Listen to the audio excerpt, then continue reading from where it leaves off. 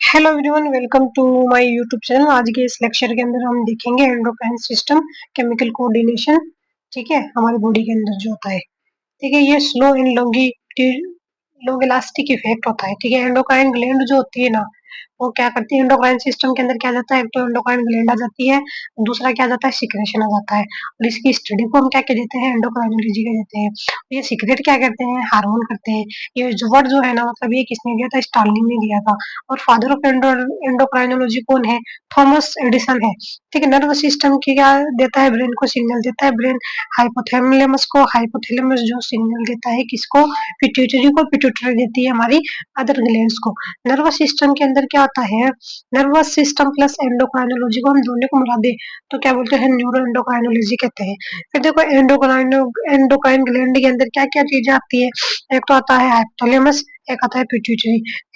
Ectodermal in origin, smallest gland in adult जो है, मतलब सबसे छोटी ग्लैंड कौन सी है, पिट्यूटरी है। 0.5 ग्राम की है। और ये दोनों क्या जाते हैं, एक्टोडर्मल ओरिजिन के होते हैं।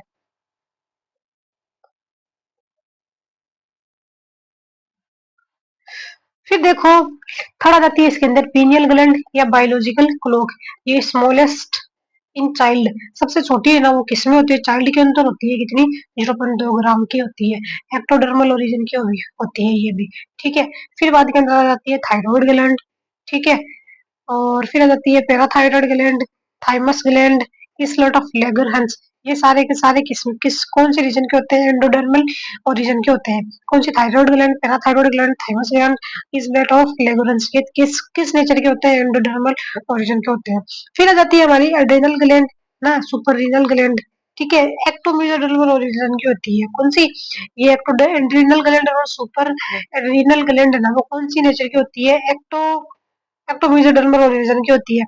जो एड्रिनल होती है ना, एड्रिनल कोर्टेक्स के अंदर, एड्रिनल, अब हम जिसको दो डिवाइड कर सकते हैं। एक तो कोर्टेक्स पार्ट जो कि मेसोडर्म से बनता है, और दूसरा है मेडुला पार्ट एड्रिनल का, जो कि कैसा होता है, एक्टोडर्मल ओरिजिन का होता है। फिर देखो, नोट नाइन्थ आ जाते हैं हमारे गोनाड्स। गोनाड्स के अंदर क्या जाती है, टेस्टिस और ओवेरी। टेस्टिस किसमें होते हैं, हमारे मेल के अंदर होते हैं, और ओवेरी किसमें होते हैं, फीमेल के अंदर होती है। और गोनाड्स मेसोडर्म ओरिजिन के होते हैं। फिर जाते हैं प्लेसेंटा। प्लेसेंटा जो होते हैं अस्थायी होती है, और एंडोक्राइन ग्लैंड है ये। देखो हार्मोन्स अगर देखें हम, सेल्स ऑफ एंडोक्राइन ग्लैंड है ये। ठीक है, फिर इन्होंने क्या किया, हार्मोन रिलीज किया। अब हार्मोन जो है ब्लड में गया, ब्लड से जाता हुआ ये रिसेप्टर तक गया। फिर देखो, ये टारगेट पे जाती है, टारगेट पे रेगुलेशन ऑफ सेल्स और मेटाबॉलिक एक्टिविटी करती है। ठीक है,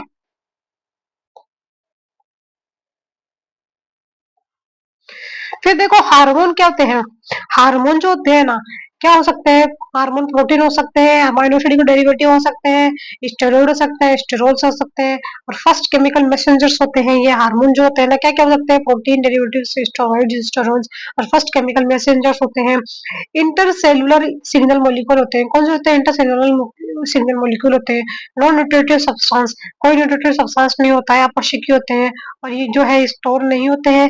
डक्टलेस और एंडोक्राइन ग्लैंड जो है इनको रिलीज करती है। हार्मोन फर्स्ट केमिकल मैसेंजर होते हैं। कौन से होते हैं, फर्स्ट केमिकल मैसेंजर होते हैं। ये डक्टलेस एंडोक्राइन ग्लैंड से ना, मतलब क्या होते हैं, स्रावित होते हैं। कौन सी ग्लैंड से, डक्टलेस जो है जिनके अंदर डक्ट नहीं है, उससे ही एंडोक्राइन ग्लैंड है, उससे ये सीक्रेट होते हैं। तथा ब्लड के द्वारा अपने टारगेट ऑर्गन पर पहुंचकर टारगेट ऑर्गन की सेल्स पर रिसेप्टर के साथ बाइंड होते हैं, तथा टारगेट ऑर्गन की सेल की मेटाबॉलिक एक्टिविटी का रेगुलेशन करते हैं। मतलब ये जहाँ पे भी जाना है ना, तो वहाँ पे ब्लड के थ्रू जाएंगे, और अपने टारगेट पर रिसेप्टर के थ्रू ये अटैच हो जाते हैं। हार्मोन इंट्रासेल्यूलर सिग्नल, देखो जो हार्मोन इंटरसेल्यूलर सिग्नल मॉलिक्यूल होते हैं, कौन से होते हैं, इंटरसेल्यूलर सिग्नल मॉलिक्यूल होते हैं। ये नॉन न्यूट्रिटिव होते हैं, मतलब न्यूट्रिटिव नहीं होते हैं ये। हार्मोन ऑर्गेनिक मॉलिक्यूल है। ठीक है, कैसे है, ये एक ऑर्गेनिक मॉलिक्यूल है। ये प्रोटीन अमीनो एसिड के डेरिवेटिव या स्ट्रॉल के बने होते हैं। हार्मोन कम मात्रा में निस्रावित होते हैं, तथा कार्य समाप्ति के पश्चात ये समाप्त हो जाते हैं। मतलब कम मात्रा के अंदर ये समाप्त रिलीज होते हैं, जब इनका काम खत्म हो जाता है तो ये समाप्त हो जाते हैं। हार्मोन जो है मतलब स्टोर नहीं होते हैं। एक्सेप्शन है थायराइड ग्लैंड में, थायरोक्सिन थायराइड फॉलिकल में स्टोर रहता है, मतलब ये स्टोर नहीं रहता है। लेकिन एक जो थायराइड ग्लैंड लोग थायरोक्सिन का रिलीज करती है, जो कि कहाँ पे, मतलब थायराइड फॉलिकल के अंदर स्टोर रहते हैं। ठीक है,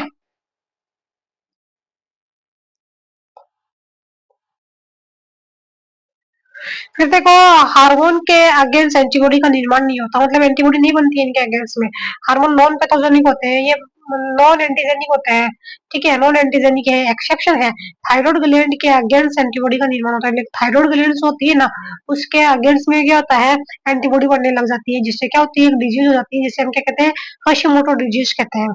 फिर देखो, यदि टारगेट ऑर्गन की सेल से रिसेप्टर को हटा दिया जाए, तो हार्मोन टारगेट ऑर्गन की सेल को रिकॉग्नाइज नहीं कर पाते, मतलब अगर हमने रिसेप्टर ही हटा दिया तो ये कैसे पहचानेंगे उसको। फिर देखो, अब ग्लैंड जो होती है ना, ग्लैंड को हम तीन टाइप में डिफरेंशिएट कर सकते हैं। एक तो होती है एक्सोक्राइन ग्लैंड, एक होती है एंडोक्राइन ग्लैंड, एक होती है मिक्सोक्राइन ग्लैंड। अब सबसे पहले बात करें हम एक्सोक्राइन ग्लैंड की। ऐसी ग्लैंड जिनके सिक्रेशन नलिका युक्त ग्रंथियों में होता है, यानी कि जो ट्यूब के अंदर बहते हैं हार्मोन। ठीक है, जैसे कि डाइजेस्टिव ग्लैंड है, स्लाइवरी ग्लैंड है, लीवर डाइजेस्टिव डाइजेस्टिव ग्लैंड से क्या होता है, डाइजेस्टिव एंजाइम पाए जाते हैं। मेमोरी ग्लैंड आ जाती है, सीवेशियस ग्लैंड आ जाती है, और हमारी स्वेट ग्लैंड आ जाती है। जबकि एंडोक्राइन ग्लैंड की अगर बात करें हम, इन ग्लैंड का स्राव डक्टलेस होता है, मतलब ये डक्ट के अंदर नहीं बहते हैं। जैसे कि पिट्यूटरी है, पिट्यूटरी ग्लैंड है, थायराइड ग्लैंड है, पैराथायराइड ग्लैंड है, एड्रिनल ग्लैंड है। ठीक है, ये सारे के सारे कौन से है, पिट्यूटरी है, थायराइड है, पैराथायराइड है, एड्रिनल, ये सारे के सारे डक्टलेस है। फिर आ जाते हैं मिक्स ग्लैंड, ऐसी ग्लैंड जो कि एक्सोक्राइन एंडोक्राइन दोनों तरह की होती है। ठीक है, यानी कि जिसका काम कैसा है, एक्सोक्राइन जैसा भी है और एंडोक्राइन जैसा भी है। तो ऐसी कौन सी हमारी आ जाती है, पेनक्रियाज आ जाती है। अब पेनक्रियाज भी दो दो प्रकार की होती है। पेनक्रियाज जो एक्नी, जो कि क्या करती है, डाइजेस्टिव एंजाइम का सिक्रेशन करती है। फिर दूसरी आ जाती है जो कि नेचर में कैसी है, एक्सोक्राइन है। फिर आ जाती है इसलेट ऑफ लेगरहुम्स, जो पेनक्रियाज का है। ये ना मतलब हार्मोन का सिक्रेशन करते हैं, जो कि क्या कैसे नेचर का है, एंडोक्राइन नेचर का है।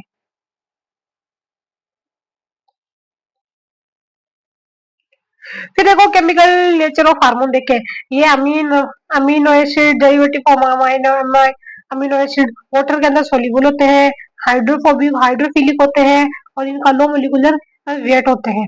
मोलिकुलर वेट कैसा होता है, दो लो होता है। देखो, जो थायरोक्सिन है ना, थायरोक्सिन ये क्या है, एक अमीनो एसिड है। थायरोक्सिन जो कैसा है, फेट सोल्यूबल हार्मोन है। कैसा है, फेट सोल्यूबल हार्मोन। तो सबसे पहले किसमें कन्वर्ट होगा, एल डोपा के अंदर कन्वर्ट होगा, फिर डोपामीन के अंदर कन्वर्ट होगा, फिर नोरेड्रेनलिन के अंदर कन्वर्ट होगा। फिर थायरोक्सिन पहले किसमें हुआ, एल डोपा में, एल डोपा से डोपामीन में, डोपामीन से किसमें, नोरेड्रेनलिन में। तो ये सारी की सारी प्रोसेसर क्या है, यहाँ से यहाँ तक की न्यूरोट्रांसमीटर के थ्रू होती है। फिर नोरेड्रेनलिन जो है एड्रेनलिन के अंदर कन्वर्ट हो जाता है। ठीक है, किसके प्रदेश में, मिथाइल के प्रदेश में। ये क्या है, एक न्यूरोट्रांसमीटर है एड्रेनलिन जो है। फिर देखो, नोरेड्रेनलिन और एड्रेनलिन है ना, वो किसके रूप में क्या करते हैं, न्यूरोट्रांसमीटर के रूप में कार्य करते हैं, और ये न्यूरो हार्मोन कहलाते हैं। न्यूरो एड्रेनलिन एड्रेनलिन और एड्रेनलिन कैटाकोलामिन हार्मोन है ये। फिर देखो, ट्रिप्टोफैन जो है ना, अगर इसको हम जड़न प्लस दो दे जड़न जड़न देते हैं, तो ये किसमें, ऑक्सीजन के अंदर कन्वर्ट हो जाता है। कहाँ पे, ये बना देता है प्लांट हार्मोन। अगर ट्रिप्टोफैन जो है सीरोटोनिन के अंदर भी कन्वर्ट हो सकता है, जो न्यूरोट्रांसमीटर की तरह काम करता है, और मेलाटोनिन की तरह भी ये काम कर सकता है, जो कि क्या है, एक हार्मोन है।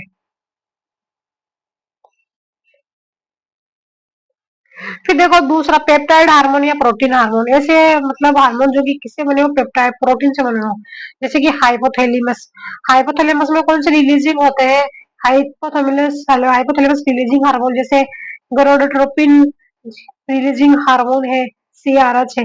फिर दूसरे ये रिलीज करता है इनहिबिटरी हार्मोन, जो कि एमआईएच और एलआईएच। क्या कहते हैं, पिट्यूटरी ग्लैंड आ जाती है। ठीक है, फिर ये एडिनो हाइपोफाइसिस, जो क्या क्या रिलीज करते हैं, GH, TCH, ACTH, FSH, LH, MSH, PLH. फिर जाते हैं न्यूरो हाइपोफाइसिस, न्यूरो हाइपोफाइसिस के अंदर कौन से आ जाते हैं, वेसोप्रेसिन आ जाता है, जैसे कि एडीएच, ऑक्सीटोसिन आ जाता है पिटोसिन आ जाता है। ये क्या है, सारे के सारे लव हार्मोन है। फिर देखो, जो इजोलेट ऑफ लेगरहुन है ना, जो कि कैसा है, एंडोक्राइन नेचर का है। ठीक है, ये क्या करता है, एक तो ग्लूकागोन का रिलीज करता है, एक इंसुलिन को सिक्रिएट करता है। तो देखो, थायराइड ग्लैंड जो है, वो थायरोक्सिन बनाती है और टीसीटी बनाती है, थायरोकेल्सिटोनिन बनाती है। फिर आ जाती है पैराथायरॉयड ग्लैंड। ठीक है, पैरापीटीएच जिसे हम लिख सकते हैं, ये इसे कोलिक हार्मोन भी बोलते हैं, पैराथार्मोन या पैराथायरॉयड हार्मोन है एक प्रकार का।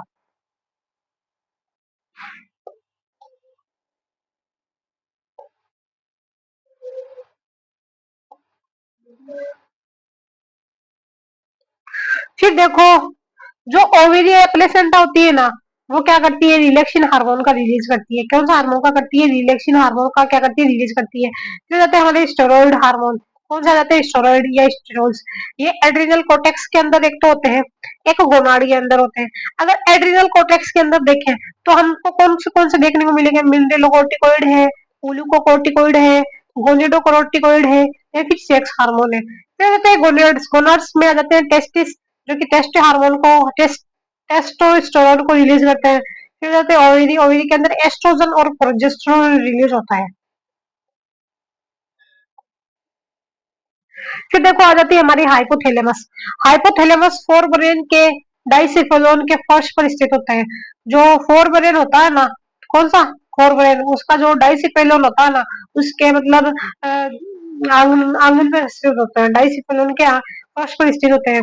ये इनको देखो, यह है hunger, thrust, temperature, love, head, sleep का केंद्र है। मतलब हंगर है, थ्रस्ट है, टेम्परेचर है, लव है, हेट है, स्लीप है, मतलब जो भी इमोशंस जो हो रहे हो, नींद जो हो रहे हो, उसका लिए रेस्पॉन्सिबल होता है।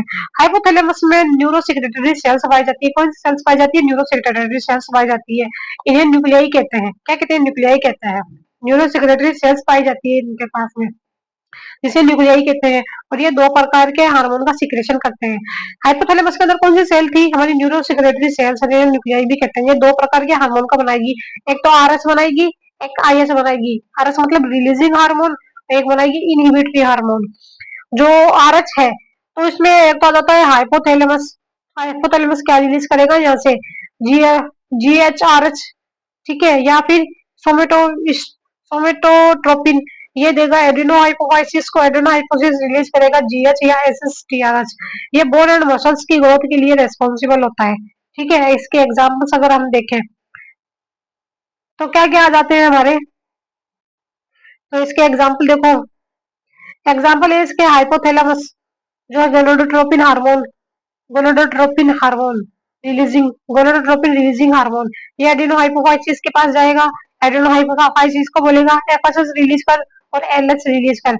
एफएस क्या है, फॉलिकल स्टिमुलेटिंग हार्मोन, और एलएच क्या है, लुटिनाइजिंग हार्मोन।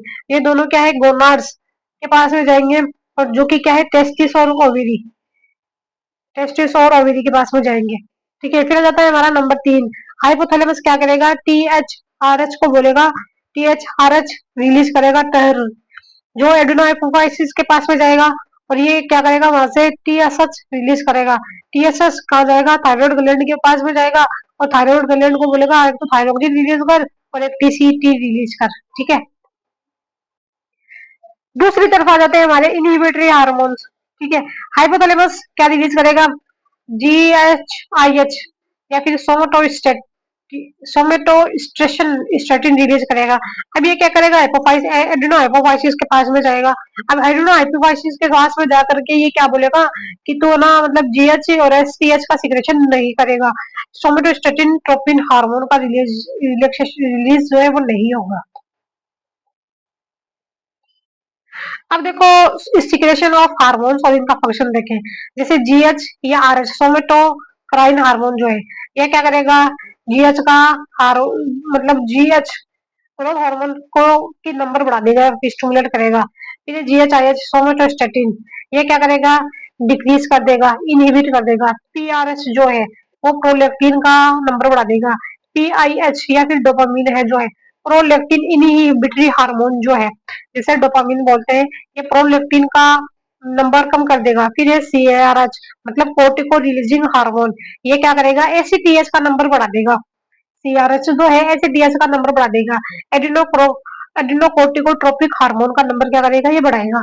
फिर है हमारा नंबर 6 पे जीएनआरएच, जो जीएनआरएच है ना वो क्या करेगा, एफएसएच का नंबर बढ़ाएगा, और या फिर एलएच का नंबर बढ़ा देगा, ये काम करेगा।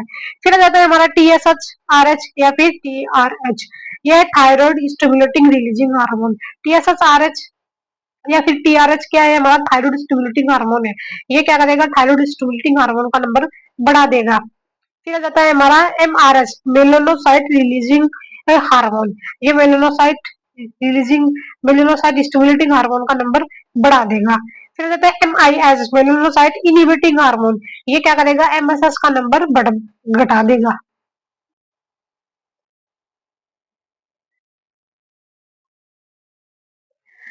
फिर देखो हाइपोथैलेमस में प्रेजेंट न्यूरोसेक्रेटरी सेल्स दो प्रकार की थी ना, एक तो थी सन, एक है पीवीएन। सन का मतलब है सुप्रा ऑप्टिकल न्यूक्लियाई और पीवी का है पेरा वेंट्रिकल न्यूक्लियाई।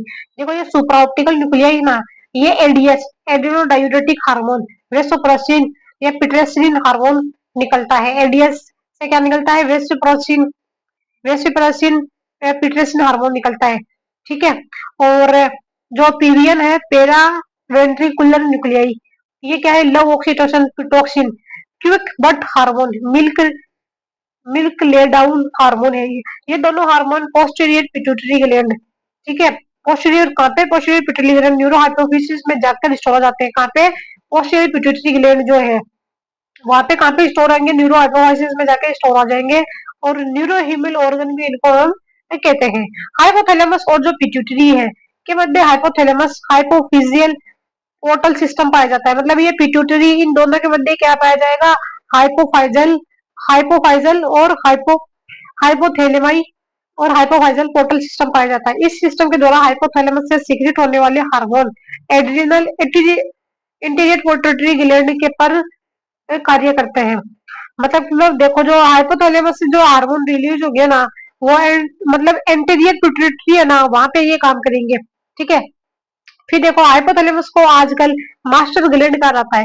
क्या कहते हैं? हाइपोथैलेमस को मास्टर ग्लैंड कहते हैं, क्योंकि हाइपोथैलेमस से स्रावित होने वाले हार्मोन पिट्यूटरी ग्लैंड से निकलने वाले हार्मोन को कंट्रोल करते हैं। ये क्या करता है? मतलब पिट्यूटरी को बोलता है कि तू, मैं मतलब जो भी तेरे से हार्मोन रिलीज होंगे ना, वो मेरे अंडर रहेंगे। ठीक है। मैं मतलब कंट्रोल कर लेता है कि कब तेरे को ज्यादा रिलीज करना है, कब तेरे को नहीं करता है। इसलिए इसको क्या कहते हैं? मास्टर ग्लैंड भी कहते हैं। ठीक है।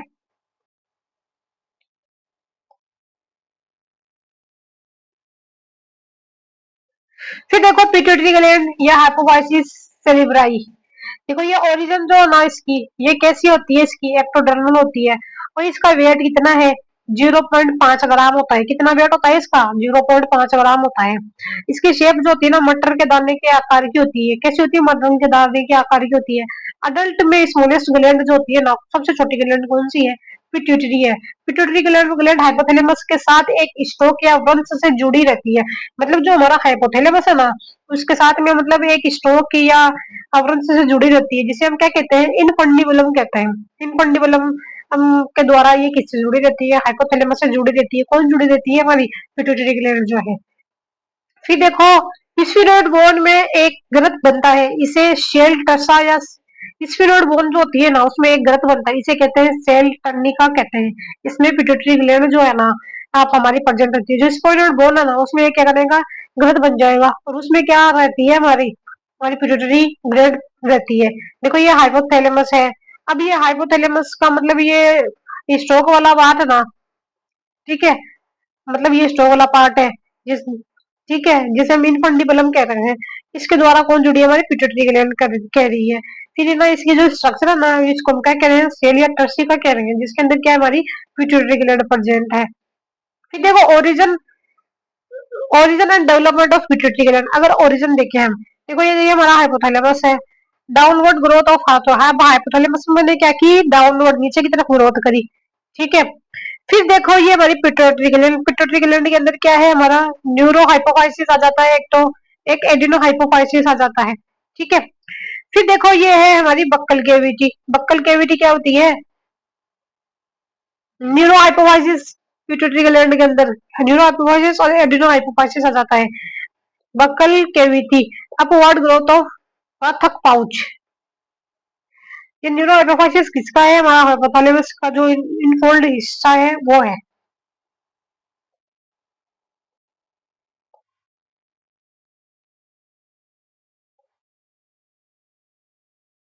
फिर देखो पिट्यूटरी ग्लैंड जो है ना, वो हम इसको दो भागों में डिवाइड कर रहा था। एडिनो हाइपोफाइसिस जो कि कैसी हमारी एंटीरियर पिट्यूटरी है, और जो न्यूरो हाइपोफाइसिस जो है ना, वो क्या है? हमारी पोस्टीरियर पिट्यूटरी है। कैसी है? पोस्टीरियर पिट्यूटरी है। फिर देखो ये एंटीरियर पिट्यूटरी है ना, इसको हम चार भागों में डिवाइड कर सकते हैं। पास ट्यूबरल्स, पास डिस्टल्स, पास इन इंटेस्टमीडिया एमएसएस जो है।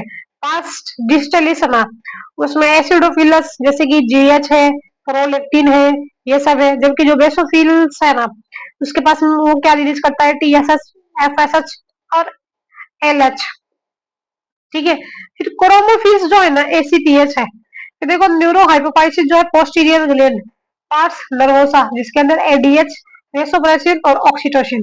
देखो एडेनो हाइपोफाइसिस से क्रिएट होने वाले हार्मोन जो है, मतलब एडेनो हाइपोफाइसिस से कौन से हार्मोन रिलीज होंगे, ग्रोथ हार्मोन या सोमेटोट्रोपिक हार्मोन।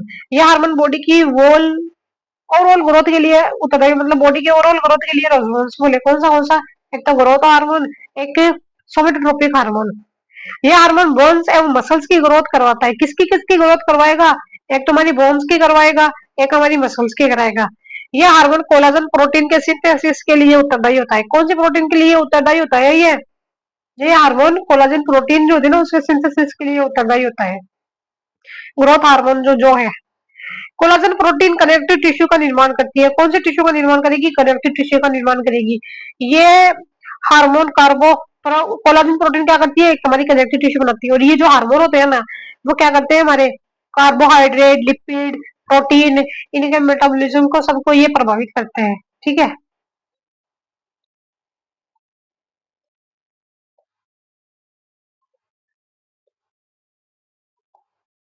फिर देखो ये हार्मोन जो है डीएनए आरएनए के सिंथेसिस के लिए भी रिस्पॉन्सिबल है, यानी कि डीएनए आरएनए ना का निर्माण भी ये करता है, और ये सेल डिवीजन के लिए भी रिस्पॉन्सिबल है, और विसरल ऑर्गन की ग्रोथ भी करवाता है। जैसे कि सॉफ्ट टिश्यू आ जाते हैं हमारे, एक तो ना विसरल ऑर्गन में क्या क्या आ जाते हैं, सॉफ्ट टिश्यू और हमारे हार्ड टिश्यू आ जाते हैं। सॉफ्ट टिश्यू के अंदर क्या है, हमारी लीवर है, ठीक है, किडनी है, हार्ट है, लंग है। ठीक है।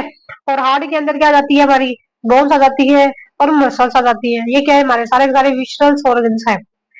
ग्रोथ हार्मोन का कार्बोहाइड्रेट पे प्रभाव किससे पड़ता है, देखो जैसे ग्लाइकोजन है, अब ग्लाइकोजिनोलाइसिस जो है ना कहाँ पे होती है, सिर्फ और सिर्फ लीवर के अंदर होती है। अब ग्रोथ हार्मोन जाएगा तो ग्लूकागोन, ठीक है, ग्लू फिर देखो तो ये क्या होता है, मतलब ग्लूकोज के अंदर कन्वर्ट हो जाता है। फिर देखो ग्लूकोज जीनेसिस के अंदर क्या होता है, ये लीवर प्लस मसल जो है ना, ग्लाइकोजिनेसिस जो लीवर और मसल्स दोनों के अंदर होती है, लेकिन ग्लाइकोजिनोलाइसिस है ना, जिनोलाइसिस वो कहाँ पे होती है, सिर्फ और सिर्फ लीवर में होती है, जहाँ पे ग्लूकोज बनता है ग्लाइकोजन से। और ग्लाइकोजिनोलाइसिस कहाँ होगी, मसल में होगी और लीवर में होगी। यहाँ पे ग्लूकोज किसमें बन जाएगा, वापिस ग्लाइकोजन के अंदर कन्वर्ट हो जाएगा। देखो लिवर एंड मसल में ग्लूकोज का अपटेक कम हो जाता है, कहाँ पे, लिवर और मसल में ब्लड ग्लूकोज का लेवल बंद हो जाता है। ग्रोथ हार्मोन को डाइपेडाजेनिक हार्मोन भी कहते हैं। ग्रोथ हार्मोन जो होता है ना, वो क्या है, डाइपेडाजेनिक हार्मोन है। ये क्या किसको प्रेरित करते हैं, लिपोलाइसिस की क्रिया को क्या करेंगे, ये प्रेरित करेंगे। तो क्या होगा, जो ब्रेक डाउन हो जाएंगे लिपिड के, ये हार्मोन लीवर एंड मसल्स में प्रोटीन संश्लेषण को भी प्रेरित करता है। जो लीवर और मसल्स होती है ना, उसमें क्या करेंगे, ये प्रोटीन मतलब लीवर और मसल्स के अंदर प्रोटीन का बोले, प्रोटीन को भी बोलेंगे तू भी बनना स्टार्ट हो जाए यहाँ पे। फिर ये जो ना मतलब क्या बोलेंगे, किस अमाइनो एसिड को बोलेंगे, सारे के सारे इकट्ठा हो जाओ और क्या बनाओ, प्रोटीन बनाओ।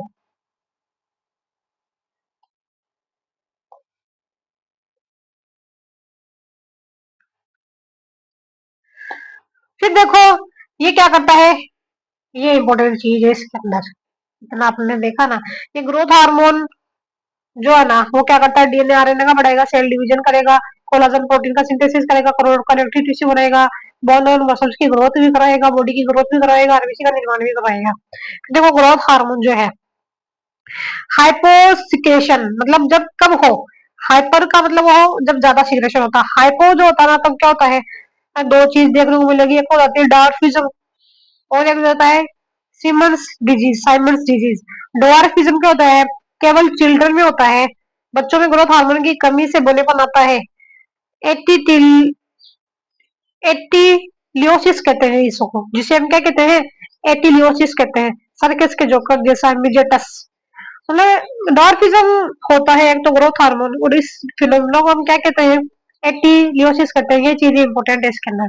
फिर देखो साइमंड्स डिजीज के अंदर क्या होता है, यदि अडल्ट में ग्रोथ हार्मोन डिक्रीज हो जाए, तो सेल डिवीजन क्या होता है, कम हो जाता है। या मतलब साइमन डिजीज के अंदर क्या होता है, अडल्ट के अंदर क्या होता है, ग्रोथ हार्मोन कम हो जाता है तो सेल डिवीजन रुक जाएगा। तो क्या हो जाएगा, प्रीमेच्योर एजिंग होने लग जाएगी। प्रीमेच्योर एजिंग मतलब जल्दी जल्दी बुढ़े होने लग जाएंगे। प्रीमेच्योर एजिंग, सेल डिवीजन कम होने लग जाता है तो क्या होगी, प्रीमेच्योर एजिंग होने लग जाएगी। फिर देखो, अब हाइपरटेंशन अगर ज्यादा सीरियस हो रहा है तो दो चीजें देखने को मिलेगी।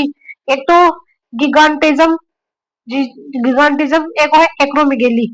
मतलब है ना, इसमें बच्चों में ग्रोथ हार्मोन जो है बहुत ज्यादा बढ़ जाता है।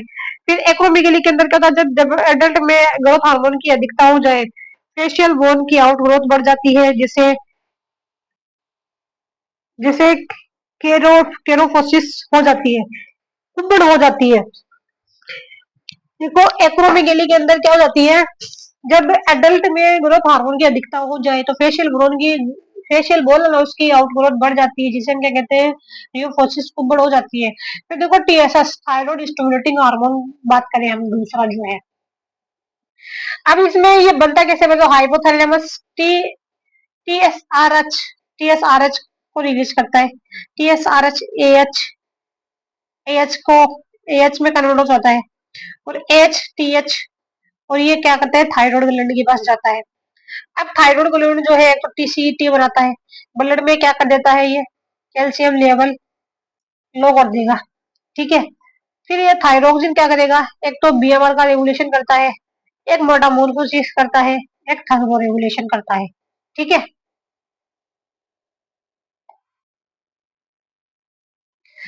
कौन सा होगा, ग्रोथ हार्मोन हो गया, टीएसएस हो गया, एसीटीएच। फिर देखो एसीटीएच की बात करें हम, एसीटीएच एड्रिनलो एड्रिनोकोर्टिको हार्मोन। देखो फिर आ जाता है हमारा कौन सा, एसीटीएस एड्रिनोकोर्टिकोट्रोपिक हार्मोन। ये मतलब हाइपोथैलेमस से क्या करवाता है, सीआरएच को रिलीज करवाता है। सी कोर्टिको रिलीजिंग हार्मोन, ये एच रिलीज करेगा, एच एसीटीएच में कन्वर्ट हो जाता है। फिर ये जाता है जो एड्रिनल ग्लैंड होती है ना, एड्रिनल ग्लैंड, उसके कोर्टेक्स भाग में जाते हैं, वहां पे ये क्या करेंगे, मिनरलोकोर्टिकोइड, ग्लूकोकोर्टिकोइड और सेक्स हार्मोन, गोनेडोक्रोटिकोइड हार्मोन का रिलीज करते हैं।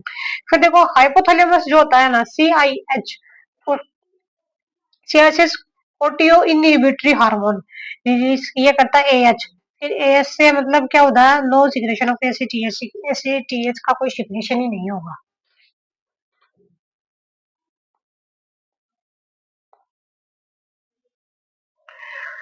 फिर देखो आ जाते हैं हमारे गोनेडोट्रोपिन्स हार्मोन।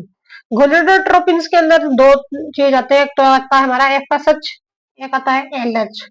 एफएस जो होता है फॉलिकल स्टिमुलेटिंग हार्मोन होता है, ये गेमेटिक काइनेटिक फैक्टर है। कैसे गेमेटिक काइनेटिक फैक्टर है। फिर आता है ल्यूटिनाइजिंग हार्मोन, ये गेमेटिक रिलीजिंग फैक्टर है। कैसे है, गेमेट रिलीजिंग फैक्टर है। और जो एफएस है वो काइनेटिक फैक्टर है। जैसे काइनेटिक है, जबकि एलएच क्या है, हमारी रिलीजिंग फैक्टर है। अब एफएसएस की बात करें तो मेल के अंदर क्या करेगा और फीमेल के अंदर क्या करेगा। मेल में एफएसएस सटोली सेल का डेवलपमेंट करता है, क्या करेगा, सटोली सेल को डेवलपमेंट करेगा, और मतलब स्पर्म को जो है वो न्यूट्रिशन भी प्रोवाइड करता है, और ये स्पर्मेटोजेनेसिस को भी प्रेरित करता है। ठीक है। और ये क्या करता है, इनहिबिन को भी बनाता है। इनहिबिन अगर कम होगा तो एफएसएस ज्यादा होगा, और एफएसएस ज्यादा होगा तो स्पर्मेटोजेनेसिस की क्रिया ज्यादा होगी, और इनहिबिन ज्यादा तो इस पर एफएसएस कम तो स्पर्मेटोजेनेसिस कम। ये मेल में ले लेग लेगनियल परमिनी एडम्स एप्पल का निर्माण करते हैं, जो एडम्स एप्पल होता है ना उसका निर्माण करता है, जो कि मेल के अंदर ज्यादा होता है फीमेल के कंपेरिजन के अंदर। ठीक है।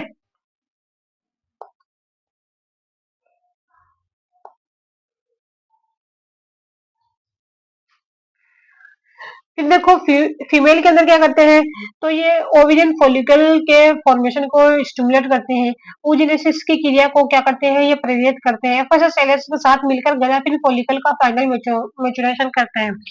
ये क्या करते हैं, एफएसएस और एलएसएस होते हैं ना, वो दोनों एक साथ में मिलकर जो ग्राफियन फॉलिकल होते हैं उसका फाइनल क्या करेंगे, मैच्योरेशन करेंगे। ग्राफियन फॉलिकल के ग्रेनुलोसा भाग में एस्ट्रोजन का सिक्रेशन होता है। जो ग्राफियन फॉलिकल होती है ना, उसका कौन सा पार्ट, ग्रेनुलोसा वाला जो पार्ट होता है ना, उसके अंदर क्या मिलता है उनको, एस्ट्रोजन मिलता है। अगर एस्ट्रोजन कम होगा तो एफएसएच ज्यादा होगी और oogenesis की क्रिया होगी। ठीक है, अगर एस्ट्रोजन एस्ट्रोजन ज्यादा है तो वो एफएसएच को रोक देगा और oogenesis नहीं होगी। ठीक है, एफएसएच उस टाइम पर एस्ट्रोजन, फिर देखो एस्ट्रोजन एफएसएच का क्या करता है, रेगुलेशन करता है। एफएसएच फीमेल में मेंस्ट्रुअल साइकिल के लिए रेस्पॉन्सिबल होता है।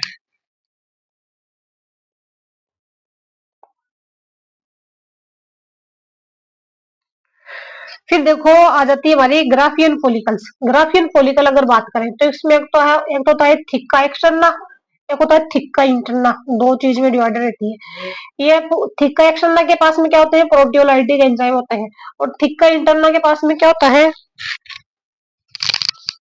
थिक्का इंटरना के पास में एस्ट्रोजन होता है, प्रोजेस्टेरोन होता है और प्रोस्टाग्लैंडिन्स होते हैं। क्या क्या होते हैं, एस्ट्रोजन होता है, प्रोजेस्टेरोन होता है, प्रोस्टाग्लैंडिन होते हैं। इन्फ्लामेशन, जो प्रोस्टाग्लैंडिन होती है ना, वो क्या करता है, इन्फ्लामेशन और लेबर पेन के लिए ये रेस्पॉन्सिबल होता है। सूजन और लेबर पेन जो होता है उसके लिए रेस्पॉन्सिबल होता है। फिर आता है हमारा luteinizing hormone. Luteinizing hormone mail के अंदर और फीमेल के अंदर इनका फंक्शन देंगे। देखो मेल के अंदर LHICH, interstitial cell stimulating hormone, यह कहते हैं लीडिंग सेल और इंटरस्टिशियल सेल के ऊपर क्या करेगा, कार्य करता है। कौन, लीडिंग सेल, LH जो है। ठीक है, फिर बाद में टेस्टोस्टेरोन का स्राव, स्पर्मेटोजेनेसिस, ठीक है, formation and maturation of sperm. Spermatogenesis में क्या होता है, फॉर्मेशन होगा और मेच्योर होंगे स्पर्म। फिर सेकेंडरी सेक्सुअल कैरेक्टर, जैसे आवाज का भारापन होना, टेस्टोस्टेरोन का काम करना, लीडिंग सेल पे काम करेगा एलएच और लीडिंग सेल को बोलेगा टेस्टोस्टेरोन रिलीज कर। ठीक है, और टेस्टोस्टेरोन रिलीज होता है वो क्या करेगा, एक तो स्पर्मेटोजेनेसिस करेगा जहाँ पे वो फॉर्मेशन और मैच्योरेशन करेगा स्पर्म का, और सेकेंडरी सेक्सुअल करेक्टर जैसे आवाज का भारीपन, दांडी मूंछों का आना। फिर रहता है फीमेल, एफएसएच, एलएच और एफएसएच के साथ मिलकर ग्राफिन फॉलिकल का निर्माण फाइनल मैच्योरेशन करता है। एलएच ना किसके साथ मिलेगा, एफएसएच का मिलेगा, एफएसएच के साथ मिल जाएगा। जो ग्राफिन फॉलिकल है ना उसका फाइनल क्या करेगा, मैच्योरेशन करेगा। यह ओव्यूलेशन के लिए उत्तरदायी होता है, किसके लिए रेस्पॉन्सिबल होगा, ओव्यूलेशन के लिए रेस्पॉन्सिबल भी होता है। ये कार्पस लूटियम का निर्माण करता है, ओव्यूलेशन करेगा और कार्पस लूटियम है उसका भी निर्माण करेगा जो सीएल है। ये प्रोजेस्टेरोन हार्मोन का सिक्रेशन करेगा। कौन सा हार्मोन बनाएगा, प्रोजेस्टेरोन हार्मोन बनाएगा। ओव्यूलेशन ग्रो ओव्यूलेशन के अंदर जीएफ जो है, ग्रोथ फैक्टर से सेकेंडरी oocyte का, ग्राफिन फॉलिकल से ना क्या बनती है हमारी सेकेंडरी oocyte का। देखो ओव्यूलेशन के अंदर क्या होता है, ग्राफिन फॉलिकल से सेकेंडरी oocyte ओवरी से बाहर निकलती है, निकलना।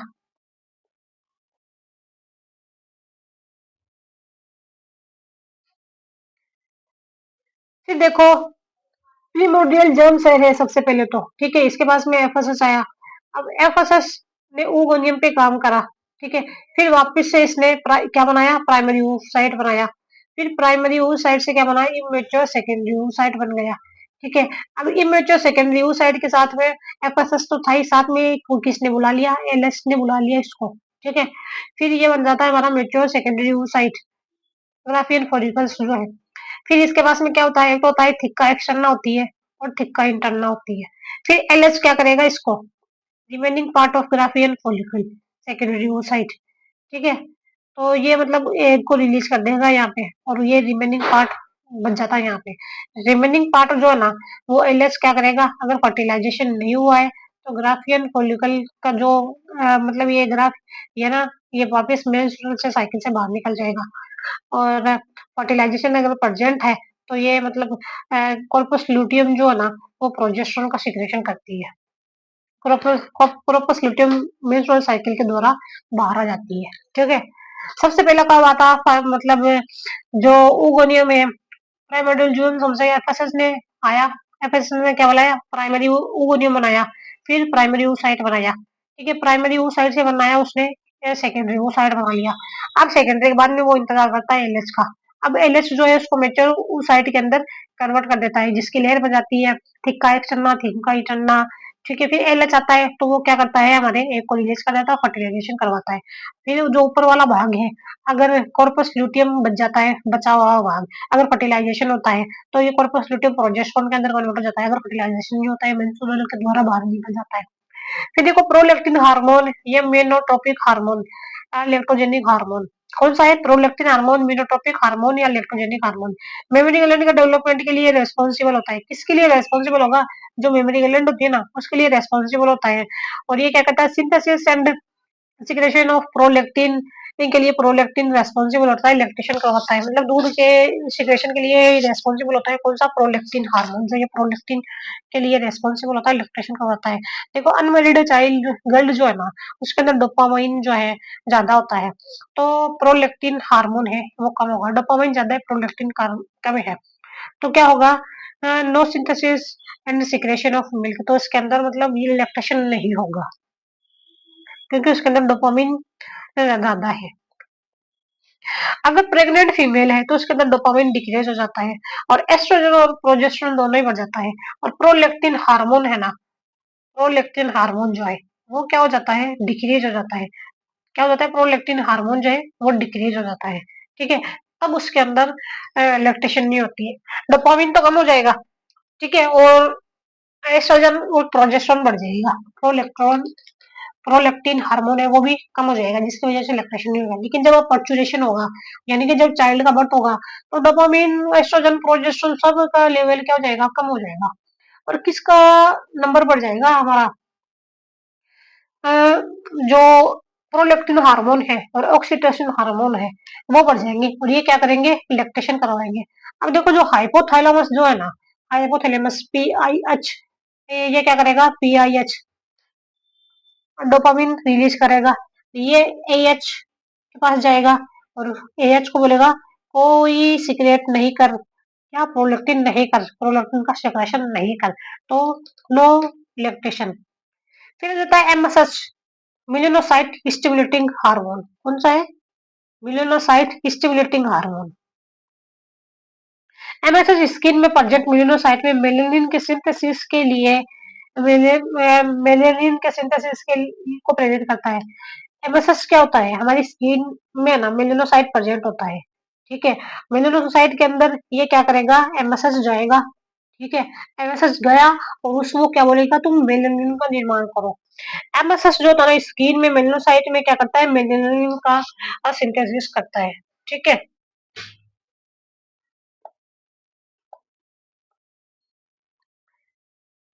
फिर देखो हाइपोथैलेमस एमएसएच आरएच रिलीज करेगा, ये एड्रिनो हिपोफाइसिस के पास में जाएगा।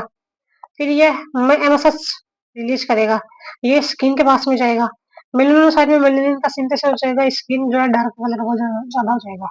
अब देखो एमएसएच ज्यादा है तो मेलानिन कम हो जाएगा, मेलाटोनिन कम हो जाएगा। ठीक है, तो मेलानिन सिंथेसिस ज्यादा होगा, स्किन का कलर क्या हो जाएगा, डार्क हो जाएगा। अगर एमएसएच कम है, ठीक है, तो मेलानिन भी कम हो जाएगा, और सन लाइट कलर के होंगे, जो गोरे लोग होंगे उसमें कौन सा होगा, मेलाटोनिन होगा। एमएसएच और मेलाटोनिन एक दूसरे के एंटागोनिस्ट होते हैं, क्या है, एंटागोनिस्ट है ये। ठीक है,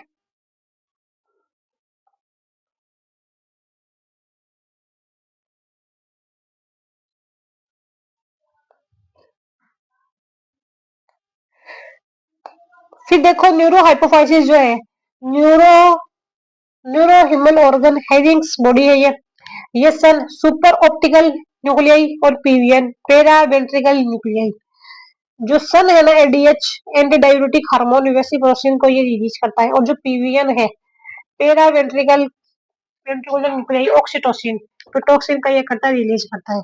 अब देखो हम एडीएच या वेसोप्रेसिन के कार्य देखें, ये हार्मोन नेफ्रॉन के विभिन्न अंगों से DCT and collecting DCT and collecting duct जल का पुनर्अवशोषण करवाता है।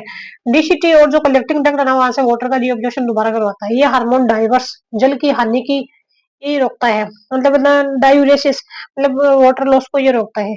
ये हार्मोन वाटर कंजर्वेशन के लिए उत्तरदायी होता है, किसके लिए, वाटर को कंजर्व करेगा, और ये ऑस्मो रेगुलेशन के लिए रिस्पॉन्सिबल है। वाटर और इलेक्ट्रोलाइट का क्या करेगा, बैलेंस बनाता है ये। अगर एडीएच ज्यादा है तो ओवरऑल क्या हो जाएगा हमारा, वाटर का क्या हो जाएगा, रीअब्जॉर्प्शन होगा कहाँ पे, नेफ्रॉन में, तो डायूरेसिस क्या होगा, कम होगा, और वाटर का लॉस कम होगा, वाटर कंजर्व होगा, तो कंसंट्रेटेड यूरिन का क्या होगा, निर्माण होगा। अगर एडीएच कम है तो वाटर रीअब्जॉर्प्शन डिक्रीज हो जाएगा, डायूरेसिस ज्यादा हो जाएगा, वाटर लॉस ज्यादा हो जाएगा, वाटर कंजर्व नहीं होगा, और जो यूरिन होगा ना वो कैसा होगा, डाइल्यूट होगा। ठीक है।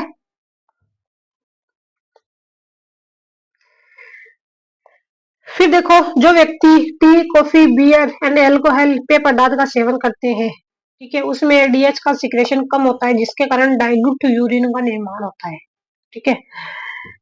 अब देखो, जैसे कि ये हमारी नेफ्रॉन है, नेफ्रॉन में ये एफरेंट कैलान ब्लड लाने वाली और इफरेंट ले जाने वाली, ये हमारा बेमोन कैप्सूल, ग्लोमेरुलस, जिसे हम क्या बोमन कैप्सूल और को क्या कहते हैं, मेरपिजियन बॉडी कहते हैं।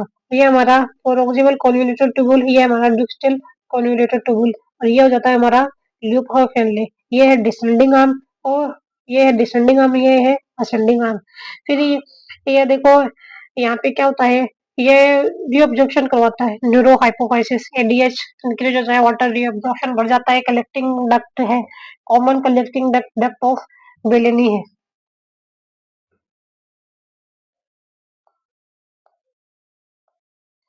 फिर देखो, अगर एडीएच की कमी हो जाती है, एडीएच की कमी से क्या क्या हो जाता है, डायबिटीज इंसिपेटस हो जाता है, डाई डिहाइड्रेशन होने लग जाता है, वाटर का लॉस ज्यादा होने लगता है, डायूरेसिस, बार बार प्यास लगती है, ठीक है, जिसे हम पोलीडाइपिसा कहते हैं। ब्लड प्रेशर जो होता है ना वो लो हो जाता है, बार बार प्यास लगती है, डायूरेसिस हो जाता है। ठीक है। एडीएच 9 अमाइनो एसिड से मिलकर बना होता है। कितने अमाइनो एसिड से मिलकर बना होता है एडीएच? एडीएच जो बना होता है वो हमारे 9 अमाइनो एसिड से मिलकर बनाता है, जिसे हम ये एक प्रकार का क्या है, ऑक्टा पेप्टाइड हार्मोन है। कैसा हार्मोन है? ऑक्टा पेप्टाइड हार्मोन है।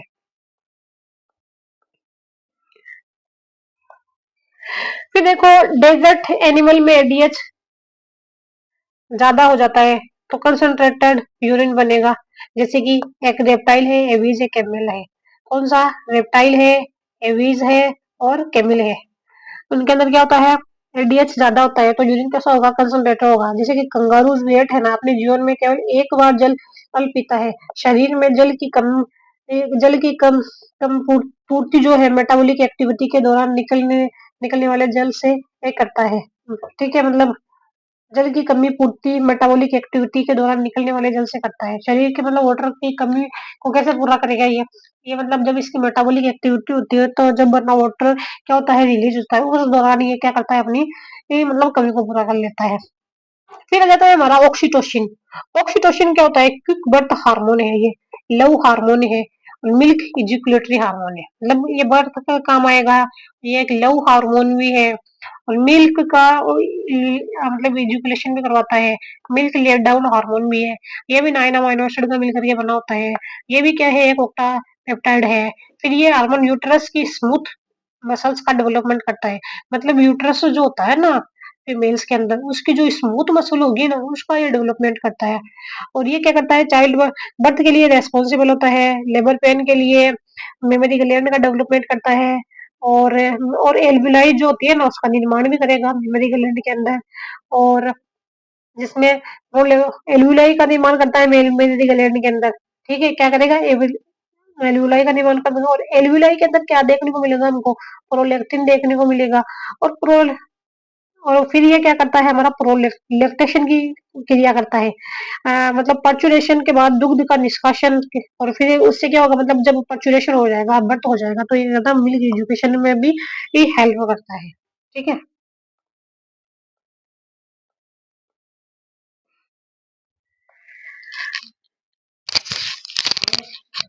फिर देखो, ऑक्सीटोसिन हार्मोन जो होता है ना, oxytocin hormone quick birth hormone है, लव हार्मोन है, मिल्क एजुकेशन हार्मोन है, और मिल्क लेट डाउन हार्मोन है। फिर आता है थर्ड हमारा, कौन सा? पिनियल ग्लैंड, या फिर बायोलॉजिकल क्लॉक है ये, और एपिफाइसिस सेरेब्रिया है। थर्ड आई ऑफ वुमन भी इसको कहते हैं। क्या कहते हैं? वुमन की तीसरी आंख भी कहते हैं पिनियल ग्लैंड को। और ये मतलब चाइल्ड के अंदर सबसे स्मॉलेस्ट होती है। कितनी ग्राम की होती है? 0.2 ग्राम की होती है। और इसे क्या कहते हैं हम, एक तरीके से वेस्टिजियल ग्लैंड है। और इसकी ओरिजिन कैसी है? ओरिजिन ये एक तरीके की ऑक्टोडर्मल है, चावल के दाने के समान होती है। और इसका मतलब शेप देखें तो कैसा है, मतलब चावल की शेप की होती है ये। ठीक है। पीनियल ग्लैंड बच्चों की में सक्रिय रहते हैं, जो मतलब चिल्ड्रंस रहते हैं उसके अंदर ये एक्टिव रहती है। 7 वर्ष के पश्चात बच्चों में धीरे धीरे ये ग्लैंड डिजेनरेट होने लग जाती है, लेकिन जैसे ये 7 वर्ष का 7 ईयर हो जाती है ना बेबी के, तो ये डिजेनरेट हो जाएगी। ब्रेन में नष्ट होने के बाद ये ग्लैंड कैल्शियम कार्बोनेट के पार्टिकल्स के रूप में प्रेजेंट होती है, और ब्रेन में नष्ट होने के बाद में ये ग्लैंड जो रहती है ना वो किसके रूप में प्रेजेंट रहेगी, ब्रेन में क्या जाती है, डिजनरेट हो जाती है। तो इसके अवशेष किस फॉर्म में मिलेंगे हमको, कैल्शियम कार्बोनेट के पार्टिकल में रहते हैं। ठीक है, जिसको हम क्या कहते हैं, ब्रेन शेड कहते हैं। ठीक है, पीनियल ग्लैंड मेलाटोनिन हार्मोन का सीक्रेशन करती है। कौन से हार्मोन का सीक्रेशन करेगी, जो मेलाटोनिन हार्मोन है ना उसका सीक्रेशन करती है।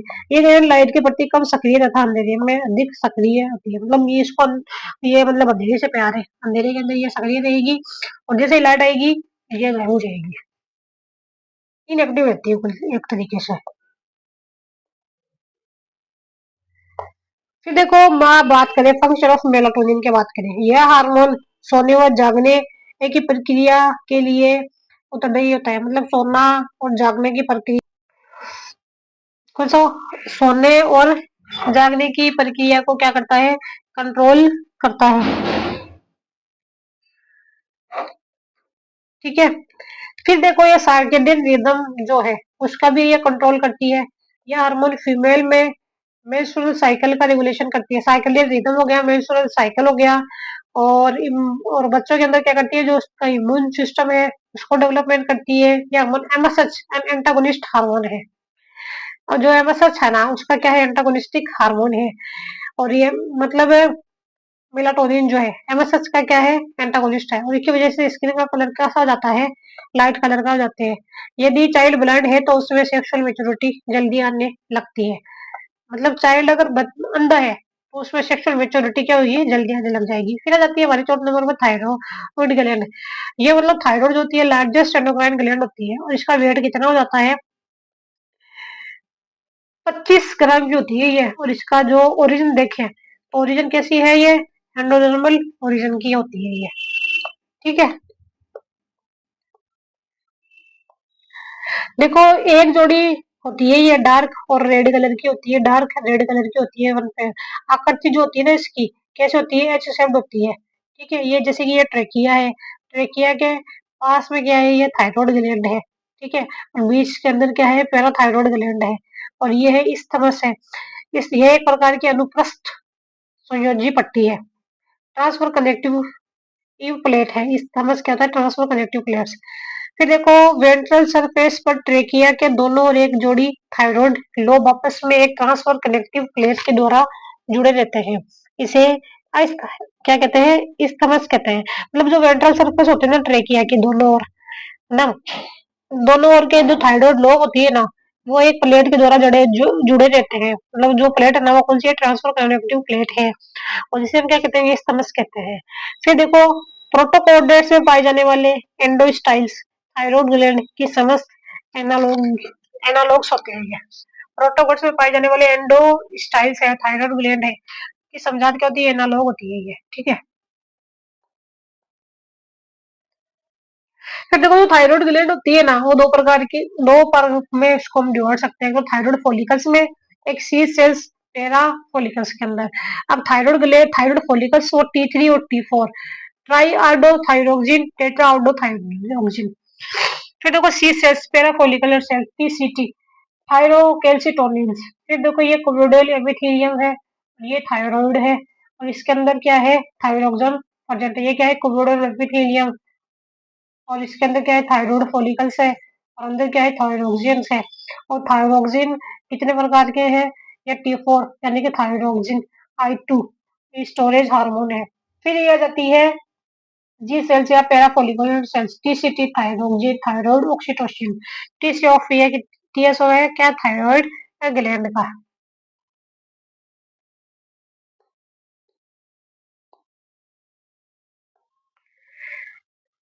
फिर अगर हम इसकी बायोलॉजिकल एक्टिविटी देखें तो T3 जो है मतलब ज्यादा एक्टिव होता है, और T4 जो होता है ना कम एक्टिव होता है।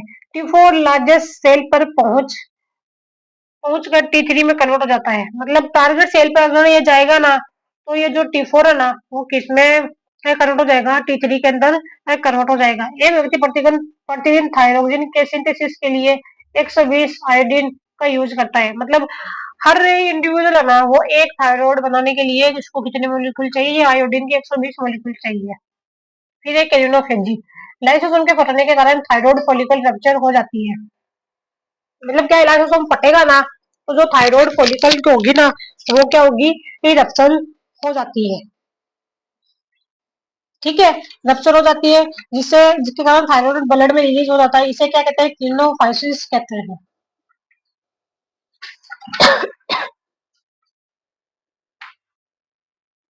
ठीक है, फिर देखो फंक्शन ऑफ थायराइड, थायरोक्सिन देखें।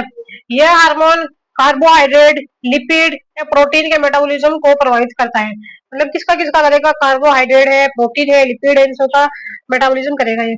फिर वो ग्लाइकोजन है, तो जीनोलाइसिस जो है ना, सिर्फ और सिर्फ कहाँ देखने को मिलती है? लीवर में। तो ग्लूकोज बन जाएगा। फिर अब ग्लूकोज से क्या करेगा? हम ग्लाइकोलाइसिस करेंगे। ठीक है, तो ये क्या हो गई? जीनोलाइसिस हो गई। नियोजेनेसिस हो गई। तो उसमें क्या पार्टिसिपेट करेंगे? TCO ATS. तो क्या बनेंगे हमारे? 6CO2 6 plus 36 ATP. ये कैलोरोजेनिक हार्मोन है। फिर ये, ठीक है, फिर बाद के अंदर क्या होता है? जैसे कि प्रोटीन का अमाइनो एसिड में बदल जाते हैं। ठीक है, प्रोटीन अमाइनो एसिड को हम ग्लूकोनियोजेनेसिस के द्वारा किसमें कन्वर्ट कर सकते हैं? ग्लूकोज के अंदर कन्वर्ट कर सकते हैं। फिर देखो जो फैट जो है ना, फैट किसमें कन्वर्ट हो जाता है? जो कि लिपिड है, ट्राइएसाइलग्लिसराइड फैटी एसिड और ग्लिसरॉल के अंदर कन्वर्ट हो जाते हैं। फिर इसका बीटा ऑक्सीडेशन कर दे तो क्या बनेगा हमको? एसिटिल कोएंजाइम बनेगा। अब इसका हम एसिटिल कोएंजाइम की क्या करेगा? करेक्ट साइकिल या एटीएस करके हमको वापस क्या बना लेगा? ये एनर्जी बना लेगा 36 एटीपी 6 एस्टोर 6 CO2। ठीक है,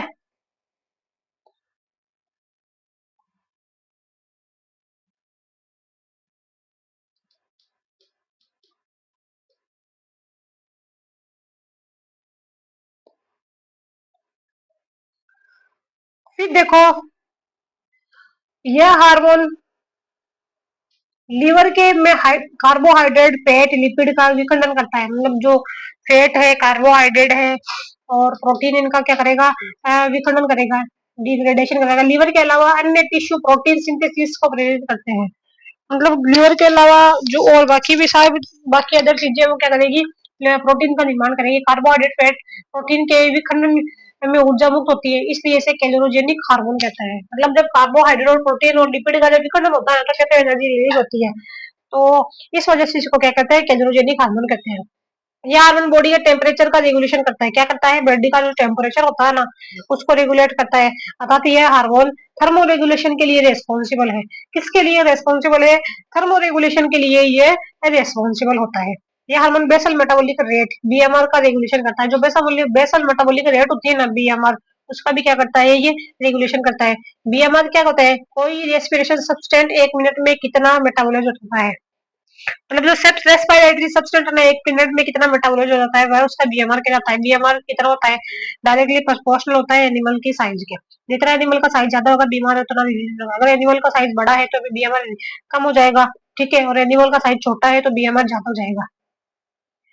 फिर देखो कि मतलब वैसे किसकी बीएमआर अधिक होती है? गिलहरी, खरगोश, हाथी या फिर बंदर, हाथी। तो देखो सबसे ज्यादा होगी गिलहरी की, फिर खरगोश की, फिर बंदर की, फिर गिलहरी छोटी होती है, फिर आता है खरगोश, खरगोश से बड़ा बंदर, बंदर से बड़ा हाथी।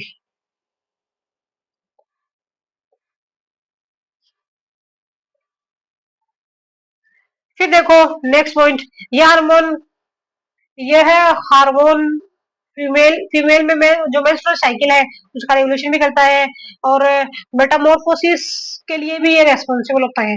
टेडपोल लार्वा को ये अगर हम थाइरोक्सिन दे दें तो किसमें कन्वर्ट होगा? फ्रॉगमेंट में। और एक्सोलोटल लार्वा को अगर हम थाइरोक्सिन दे दें तो वो किसमें कन्वर्ट हो जाएगा? सेलामेंडर के अंदर कन्वर्ट हो जाएगा। ये हार्मोन आरबीसी के निर्माण को प्रेरित करता है। मतलब आरबीसी के निर्माण को ये इंड्यूस करेगा। ये हार्मोन मोल्टिंग के लिए होता है। ज्यादा थायरोक्सिन ज्यादा तो बीएमआर ज्यादा होगा, एनर्जी ज्यादा मिलेगी और हार्ट बीट ज्यादा होगी और रेस्पिरेशन ज्यादा होगा, टेम्परेचर जो है ज्यादा होगा।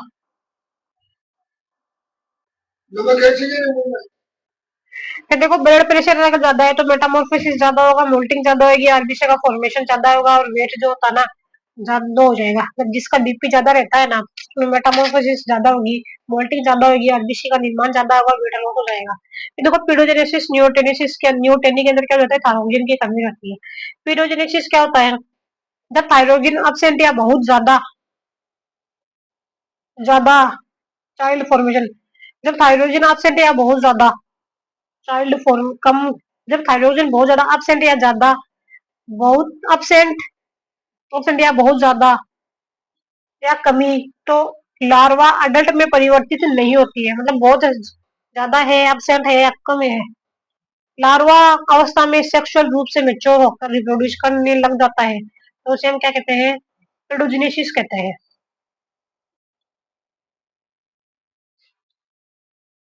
फिर देखो नियोटेनी, नियोटेनी के अंदर क्या जाता है, थायरोक्सिन का हाइपो सिक्रेशन हुआ है, मतलब थायरोक्सिन हार्मोन है, उसका क्या होता है, हाइपो सिक्रेशन हुआ। थायरोक्सिन के अल्प स्रावन के कारण लार्वा अडल्ट में चेंज हो जाता है।